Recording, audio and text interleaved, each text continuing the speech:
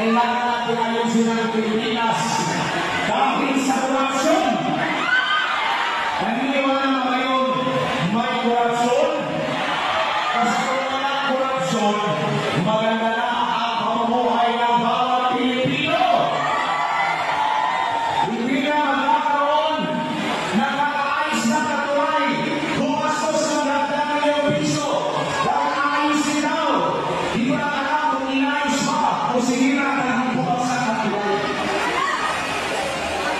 Si Pastor Apollo Sigurado po, isa sa kanyang mga isusunod ay ang zero corruption. Ang mga taxpayer, mahigpit ang gobyerno, lagi nagre-remind kung kahit ang ating tax. Stricto sila. Pero, pag sila na ang gumastos sa pera ng taong bayan, alam nyo ba kung saan napupunta?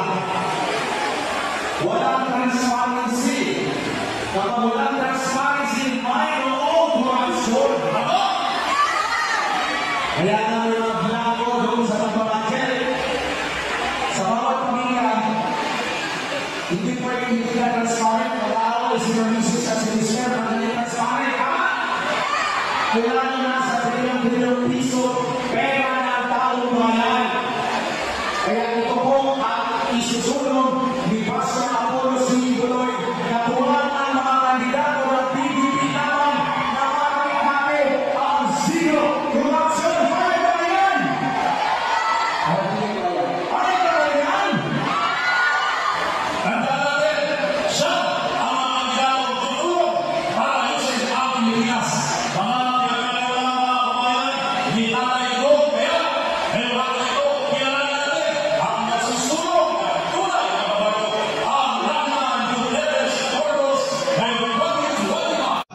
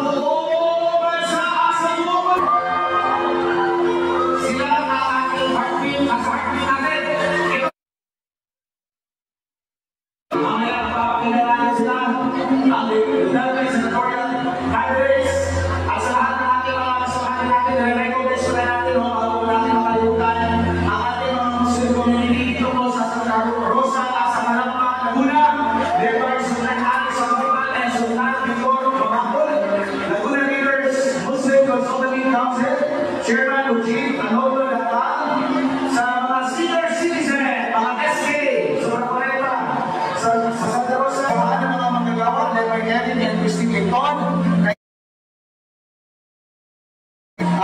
dito po sa Santa Cruz, Barnard Enterprises, Inobre Mayo, mga lahat ng mga senior citizen dito po sa Barangay Pansol, Levi Garcia Cuevas, sa JPM Guardians, Stephen Benito Aquino, President Labor Organization, Chairman, Barney Cruz, palapakan natin sila sa lahat ng mga grupo na nakikisa sa amin dito kayo sa Laguna at sa buong Pilipinas. Saan na naman kayo makinig sa amin?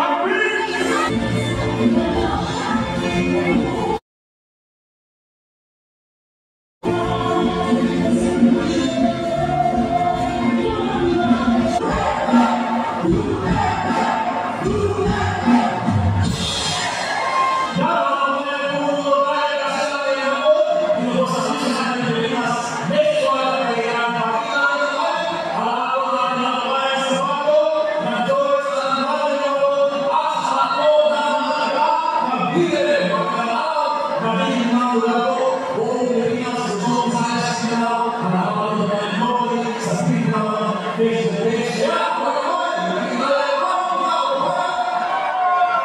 mamaya sa mga tao, iwalay ko!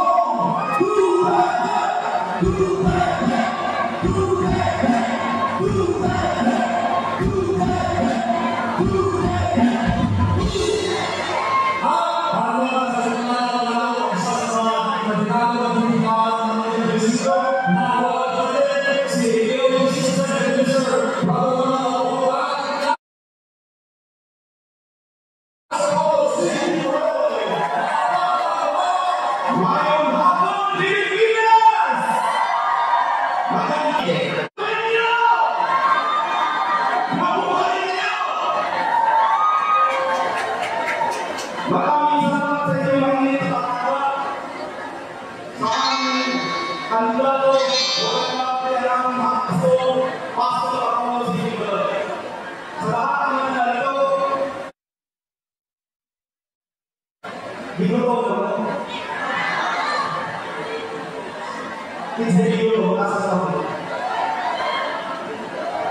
Ang wala mo pa yung taas. Siguro mga kaibigan, magtatanong kayo, kaya kanina, this is the point, kung sino sa mga katulong niyo doon, tatangan niya ang pag-ibig na dinala. Ngayon, nakakasya sa mga nagtatanong, bakit siya sa mga sa mga siya ay nakako? Di ba sa mga kulang sa kanya, kung bakit siya pumasok sa mundong politika? Dito sa KOCC, okay na siya, okay na naman. Pero bakit sa mga circumstansya na naman ito ang nakulang sa kanya kung bakit siya pumasok sa pagulong politika. Nakulong ang aming pastor and this is a political persecution. And we don't believe that he is a victim of political action.